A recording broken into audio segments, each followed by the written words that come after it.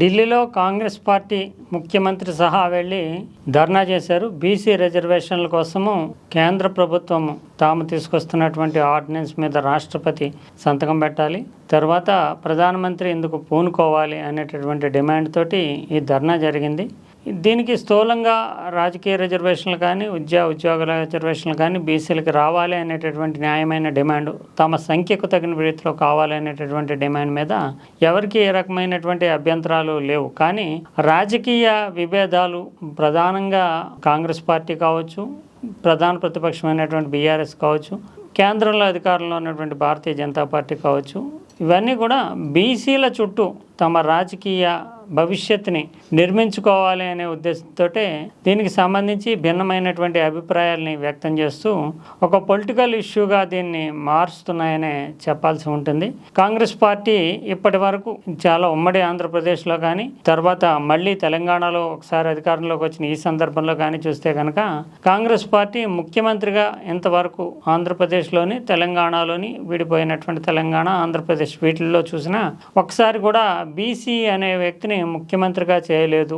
దానికి కారణం ఏంటి అనే ప్రశ్నకి సమాధానం చెప్పాల్సి ఉంటుంది. ఇంకోవైపు తెలంగాణలో బీజేపీ నిన్న మొన్నటి వరకు చూస్తే కనుక రాష్ట్ర శాఖ అధ్యక్షుడిని సైతం బీసీని పెట్టలేనటువంటి ఒక నిస్సహాయ స్థితిని బీజేపీ ఎదుర్కొంటుందంటేనే రేపొద్దున బీజేపీ మళ్ళీ అధికారంలోకి వచ్చిన అందరికీ కూడా బ్యాలెన్స్ చేసుకునే వ్యక్తి కావాలి, వర్గాలకు అతీతంగా ఉండాలి, దీర్ఘకాలంగా పార్టీలో ఉన్నాడు అనేటటువంటి ఉద్దేశంతో ఏ కిషన్ రెడ్డినో, లేదంటే ఆర్ఎస్ఎస్ మూలాల నుంచి వచ్చాడు కనుక రామచంద్రరావును, ఇలాంటి వాళ్ళని కూడా బీసీలను పక్కన పెట్టి ముఖ్యమంత్రిని చేసినా బీజేపీ ఆశ్చర్యం ఏం లేదు. ఎందుకంటే బీజేపీ అధికారంలోకి వస్తే, ఇక కాంగ్రెస్ అధికారంలోకి వస్తే ఖచ్చితంగా బ్రాండ్ వేసినట్లుగానే రెడ్డిని మాత్రమే ముఖ్యమంత్రి చేస్తారు. ఇప్పటికే రెడ్డి ఉన్నారు, ఇంకా మళ్ళీ భవిష్యత్తులో కాంగ్రెస్ అధికారంలోకి వచ్చిన రెడ్డి అనేటటువంటి సామాజిక వర్గానికి ఆల్టర్నేటివ్ లేదు. కాంగ్రెస్ అధికారంలోకి వస్తే ఇంకా ఆ వర్గం మాత్రమే ముఖ్యమంత్రి అవుతారనేది రాసి పెట్టుకున్నటువంటి సత్యంగా చూడాలి. ఇంకా బీఆర్ఎస్ అధికారంలోకి వస్తే ఇంకా వెలమ సామాజిక వర్గానికి చెందినటువంటి కేసీఆర్, కేటీఆర్ వీళ్ళు మాత్రమే అధికారంలో ఉంటారు, పై పగ్గాలు చేపడతారు. అందువల్ల మిగిలిన పదవులు, మంత్రులు కావచ్చు, ఎమ్మెల్యేలు కావచ్చు, ఇవన్నీ ఎంతమందికి ఒక 10-15 పదవులు పంచినా కూడా నిర్ణయం తీసుకునేది విధానపరమైనగా రాష్ట్రాన్ని శాసించేటటువంటి వ్యక్తి ఏదైతే ఉందో ముఖ్యమంత్రి పీఠం మాత్రము బీసీలకు తగ్గడము దుర్లభంగా, దుస్సాధ్యంగా కనిపిస్తూ ఉంది. ఈ నేపథ్యంలో ఇప్పుడు చేస్తున్నటువంటి బీసీ రిజర్వేషన్లకు సంబంధించి కులగణన ఆధారంగా చేసినటువంటి ఆ సర్వే బేస్ మీద రిజర్వేషన్లు ఇవ్వాలి, దీనితోటే అన్నీ కూడా, అంటే ఒక డైలాగ్ ఉంటుంది, జిందా తెలుసుమాత అన్నట్టుగా అన్ని సమస్యలకి ఇదే పరిష్కారం బీసీ రిజర్వేషన్లు అన్నట్లుగా ప్రొజెక్ట్ చేయడానికి అటు కాంగ్రెస్ కానీ, ఇటు బీజేపీ కానీ, బీఆర్ఎస్ కానీ ప్రయత్నం చేస్తున్నాయి. నిజానికి రాజకీయ పదవుల్లో వచ్చేటటువంటి ప్రాతినిధ్యము, కీలకమైనటువంటి పదవి లేకుండా, అంటే ముఖ్యమంత్రి స్థాయి పదవి లేకుండా రాజకీయంగా ఇతరత్రా పదవుల్లో వచ్చేటటువంటి ప్రాతినిధ్యము నామకే వాస్తే కిందే చెప్పాల్సి ఉంటుంది. దానివల్ల కొంతమంది మాత్రమే ప్రయోజనం పొందే అవకాశం ఉంటుంది. కానీ బీసీ వర్గాలు తెలంగాణ, ముఖ్యంగా తెలుగు రాష్ట్రాల్లో అటు ఆంధ్ర, తెలంగాణలో పోలిస్తే తెలంగాణలోనే బీసీల జనాభా ఎక్కువగా ఉంటుంది. ఆ రకంగా చూస్తే కనుక బీసీలకు, అంటే కుల వృత్తులు, కమ్మరి కావచ్చు, కుమ్మరి కావచ్చు, చేనేత కావచ్చు, కల్లు గీత కార్మికులు కావచ్చు, మత్స్యకారులు కావచ్చు, ఇలా రకరకాలైనటువంటి వర్గాలతో కూడినటువంటి సామాజిక వర్గాలు బీసీల్లో ఉంటారు. ఈ బీసీలకి నిజానికి సాధికారత రావాలంటే ఆ కుల వృత్తులన్నీ కూడా గ్రామాల్లో దెబ్బతినడము, ఆల్టర్నేటివ్ ప్రొఫెషన్స్ డెవలప్ కాకపోవడము, వారికి ఉద్యోగ విషయాల్లో తగినంతటి ప్రాతినిధ్యం లభించకపోవడము, అందువల్ల మిగిలిన వర్గాలు ఎప్పటి నుంచో ఆల్టర్నేటివ్ ప్రొఫెషన్స్ ఇతరత్ర అనేక ఉన్నప్పటికీ కుల వృత్తులు ఒక 2-3 దశాబ్దాల క్రితం వరకు కుల వృత్తుల్ని నమ్ముకున్నటువంటి బీసీలు వాటి నుంచి బయటపడకపోవడము, గ్రామీణ నేపథ్యంలో ఉన్నటువంటి కుల వృత్తులు మొత్తం దెబ్బతిని ఆల్టర్నేటివ్గా మెషినరీతో కూడినటువంటి వర్క్స్ రావడము, దీంతో ప్రధానంగా బీసీలు ఇబ్బందులు పడుతున్నటువంటి వాతావరణం ఉంది. అయితే వాళ్ళ నిజంగానే బీసీలు ఆర్థికంగా, సామాజికంగా పైకి ఎదగాలి, వాళ్ళు మిగిలినటువంటి అగ్రవర్ణాలకు ధీటుగా సంపదని పోగేసుకోవడం కావచ్చు, లేదంటే సంపన్నులుగా పెరగడం కావచ్చు, ఇది జరగాలంటే కనుక బీసీ సామాజిక వర్గాలకి జరగాల్సినటువంటి ఉపకారం ఏంటి, వివిధ మార్గాల ద్వారా అనేది అన్ని ఎక్కువగా అన్వేషించాల్సి ఉంటుంది. ఎందుకంటే ప్రభుత్వ ఉద్యోగాల్లో కానీ, లేదంటే రాజకీయ పదవులు, అంటే ఎమ్మెల్యేలు, ఎంపీలు, లేదంటే జడ్పీటీసీలు, ఎంపీటీసీలు ఇలాంటి పదవుల్లో ఉండేటటువంటి వాటా చాలా తక్కువగానే ఉంటుంది. అందువల్ల వాళ్ళు కేవలము ఆ వాటా ద్వారానే లబ్ధి పొందడం సాధ్యం కాదు.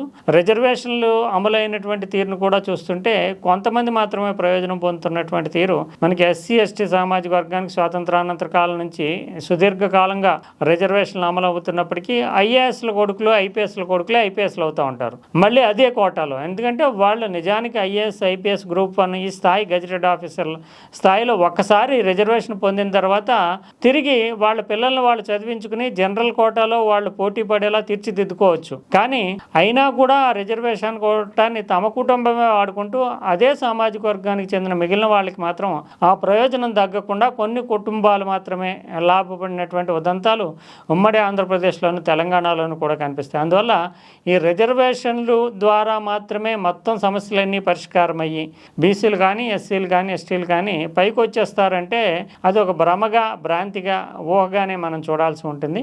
అందువల్ల ఉన్నత స్థాయిలో మొత్తం సమాజ గతిని మార్చేటటువంటి కీలకమైనటువంటి విధాన నిర్ణయాలు తీసుకునేటటువంటి అత్యున్నతమైనటువంటి పదవులు కానీ లేదంటే సమాజానికి విస్తృతంగా విస్తారంగా సర్వీస్ చేయగలిగినటువంటి ఆయా సామాజిక వర్గాలను అడ్రస్ చేసేటటువంటి పథకాలు ఇతరత్ర కానీ లేకుండా కేవలము రిజర్వేషన్ల ఎజెండా మాత్రమే ముందుకు తీసుకెళ్ళి దాని ద్వారా మాత్రమే మొత్తం ప్రయోజనాలు వచ్చేస్తాయనుకుంటే అది భ్రాంతిగానే చెప్పాల్సి ఉంటుంది.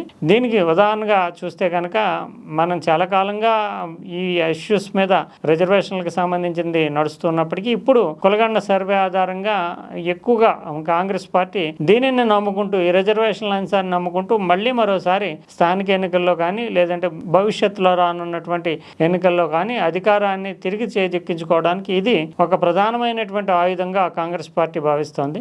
దీంట్లో ఉండేటటువంటి లోపాలు ముస్లింలని సైతం ఈ రిజర్వేషన్ కోటాలో చేర్చడం, ముస్లింలు అంటే వెనకబడినటువంటి ముస్లింలు సైతం ఈ రిజర్వేషన్ కోటాలో చేర్చడాన్ని ప్రశ్నిస్తూ మొత్తం తప్పు అంటూ బీజేపీ వాదన చేయడం కానీ అసలు మొత్తం ఈ బీసీ కులగణన సర్వే దీనికి సంబంధించి అసలు ప్రాతిపదికనే వ్యతిరేకించడం ద్వారా బీఆర్ఎస్ కానీ ఇవన్నీ మొత్తం మీద బీసీల చుట్టూ రాజకీయాన్ని నడపడానికే ఎక్కువగా ప్రయత్నాలు చేస్తున్నాయి. అయితే ప్రధానమంత్రి నరేంద్ర మోడీనే పదవి నుంచి దింపేస్తాం, ఒప్పుకుంటారా మా రిజర్వేషన్ల బిల్లుకి సంబంధించి లేదంటే దింపేస్తాం అంటూ రేవంత్ రెడ్డి చేస్తున్నటువంటి హెచ్చరికలు కానీ ప్రకటనలు కానీ పూర్తిగా పక్కాగా రాజకీయంగానే చూడాల్సి ఉంటుంది. ఎందుకంటే ప్రధానమంత్రి స్థాయి వ్యక్తి దేశవ్యాప్తంగా ప్రజల ప్రతినిధుల ఎంపికతోటి వచ్చేటటువంటి ఉన్నత పదవి అది కేవలం తెలంగాణనో ఆంధ్రప్రదేశ్ వీళ్ళు కూర్చుని ప్రధానమంత్రిని దించేయడం అనేది జరగదు. అంతేకాకుండా కాంగ్రెస్ పార్టీలో ఉండేటటువంటి అగ్రనాయకులను సంతృప్తి పరిచేందుకు మాత్రమే రేవంత్ రెడ్డి ఇంతటి సీరియస్ ప్రకటనలు చేస్తున్నారనేటటువంటి వాదన సైతం ఉంది. నిజానికి నిన్న జరిగినటువంటి ధర్నాను చూస్తే కాంగ్రెస్ పార్టీ చాలా ప్రెస్టీజియస్గా తీసుకున్నటువంటి ధర్నాలో అగ్రనాయకత్వానికి సంబంధించినటువంటి రాహుల్ గాంధీ కానీ ప్రియాంక గాంధీ కానీ కనీసం ఆ పార్టీ అధ్యక్షుడిగా అగ్రనేతగా ఉన్నటువంటి మల్లికార్జున ఖార్గే కానీ నైతికంగా ఈ మీటింగ్లో పాల్గొనకపోవడం అనేది ఒక ప్రధానమైనటువంటి బలహీనతగా ఇతర పక్షాలు ఎత్తి చూపేందుకు అవకాశం ఇచ్చింది.